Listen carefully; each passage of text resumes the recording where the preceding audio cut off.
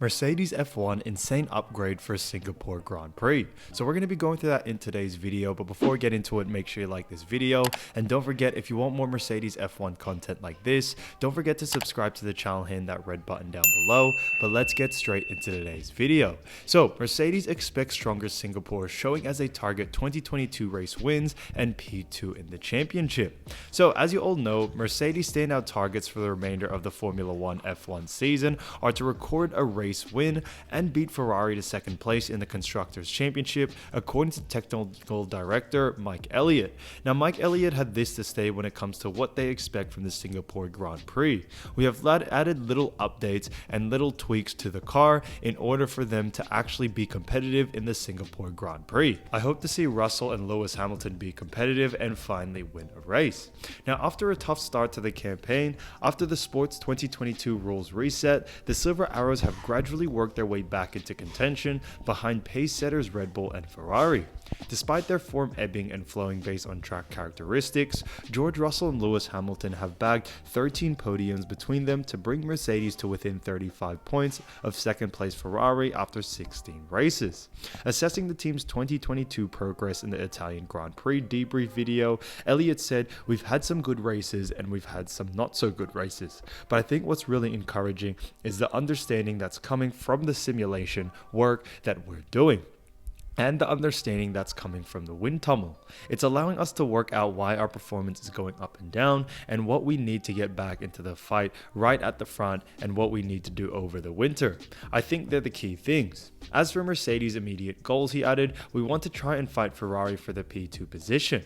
We want to try and win a race this season, or multiple races ideally, and most of all, we want to get ourselves back on track so we're fighting properly for a championship next year.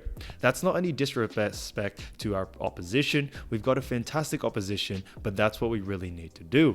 We want to get back there, and we want to be challenging for a championship, because that's what we're about." Despite struggling for a raw pace at Monza, which exposed the W13's weakness, Russell followed Red Bull's Max Verstappen and Ferrari's Charles Leclerc home for another podium finish, while Hamilton recovered from P19 to 5th after taking on a new power unit. Elliott is hopeful that the Mercedes package will be better suited to the Marina-based street circuit, which hosts the Singapore Grand Prix on October 2. As the Silver Arrows aim to repeat their standout performances from the Hungarian Grand Prix, where Russell claimed pole position, and Zandvoort, where both their cars were in the fight for victory. So it obviously will be exciting to see what they can do in the Singapore Grand Prix. As you all know, when it comes to Singapore, that actual circuit really isn't too many straights. It's very twisty and turvy, and I do think Mercedes can really benefit from this, and it really does come down more to the drivers if they're able to hit, the right areas when it comes to apex and all of that nature. So I think they are capable of doing it, especially at Singapore. Lewis Hamilton has had this streak going on for a while, and I do think he is capable of winning a race here, especially at Singapore. So this may be his only opportunity to do that. So it will be very important for him to actually get pole position, especially, if you don't know, at the circuit at Singapore, if you do get pole position, your chances of winning are pretty high. There really isn't too many areas, or I guess straights, that you can really overtake. So, if Lewis Hamilton does get pole position, it could play to their advantage. Now, when you look back at the learning we've gathered over the season, I think we expect that Singapore will be a bit more like we've seen in Budapest and Zandvoort. It's a bumpy circuit, which is going to provide its challenges. But in terms of nature of the corners, we think it will be better for our car, he said. As always, we'll do all pre-simulation work we need to. We'll maximize our learning in the practice sessions, and hopefully we can turn that into a good result at the weekend. Now, on top of all this, Russell claims Mercedes got carried away with false drawn successes. George Russell has conceded that Mercedes may have gotten carried away with false drawn performances in the first phase of the F1 season. Mercedes endured a tough start to the new aerodynamic era, with the team battling to reduce porpoising before it could look to add downforce. The team's struggles appeared to be over after a breakthrough performance at the Spanish Grand Prix, only for the Silver Arrows to lack pace on leaders Red Bull and Ferrari at subsequent races. It was a trend that was repeated after the British Grand Prix. "You learn a lot from all these setbacks," said Russell. "You understand why you had them, and when you look at it objectively, there were reasons for all of them. We maybe got slightly carried away, with Silverstone and Barcelona being circuits that Mercedes are typically very strong at historically speaking, but every race that goes by, we as a team understand the location conditions much better. Porpoising has been reduced across the grid, but it remains a factor this season. It is hoped changes made to the technical regulations for 2023 eradicate the issue, but for now, Russell believes drivers will have to work around it.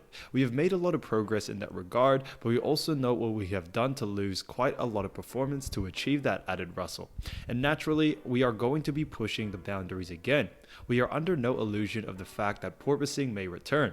This is a competitive sport and we expect we may just have to live with it. So I think this is completely true. Obviously, the first half of the season for Mercedes were a bit tough, with the whole porpoising issue and, the car just really not up to standard. And then that's when Red Bull and also Ferrari were able to take a bit of a lead. And on top of all that, it really was tough to see. Now, Lewis Hamilton definitely does need to win the race in order to keep this streak going. And I think it is possible for him to actually do that in the Singapore Grand Prix, especially with the way the circuit is actually done.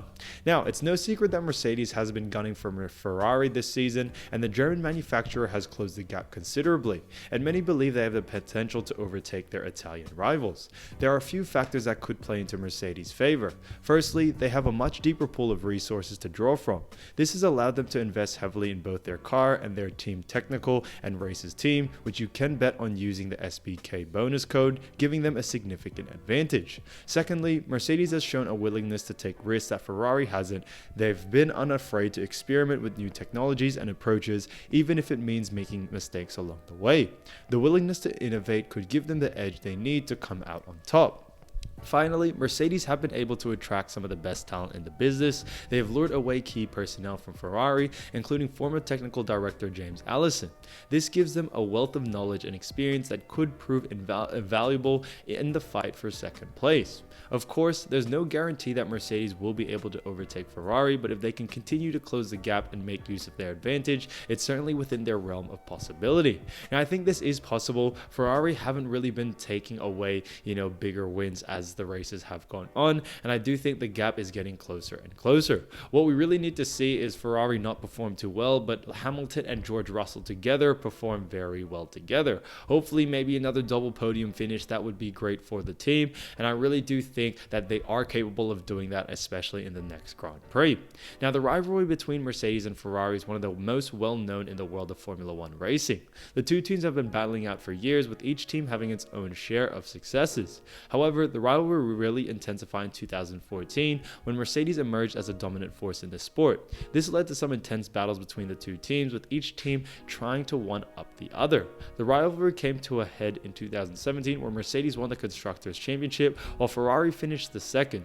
The only added fuel to the fire, and the two teams are now locked in even more intense battle. The technology of Mercedes and Ferrari really go very deep. Mercedes and Ferrari are two of the most popular car brands in the world. Both companies have a long history of producing high quality vehicles, and both have a reputation for using cutting technology in their cars.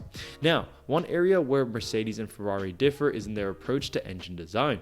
Mercedes have always been known for its inline engines, while Ferrari has traditionally used V-shaped engines. Inline engines are more compact and typically produce less vibration than V-shaped engines. Another area where the two companies differ is in their use of turbochargers. Turbochargers are used to force more air into the engine, which allows the engine to burn more fuel and produce more power.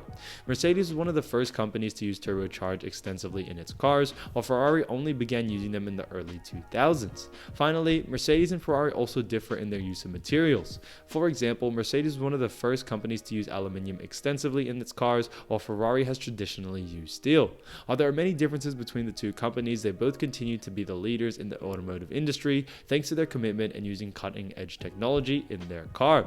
And I think this is honestly huge because, as you all know, this definitely goes beyond F1 itself. Ferrari and Mercedes have been battling out in the automotive industry for years and years, and in all honesty, I think it's hilarious to also see that it also translates into the F1, especially this year with them two very neck and neck for second place. Now, Mercedes' search for their first victory in 2022 continues after George Russell missed out on top of the step of the podium at the Italian Grand Prix.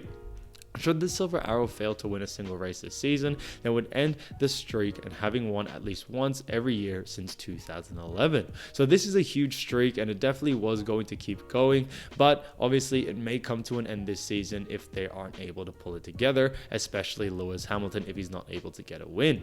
In all honesty, it looks increasingly likely that this streak will end with the Dutch Grand Prix having been by far the closest Mercedes has come to victory.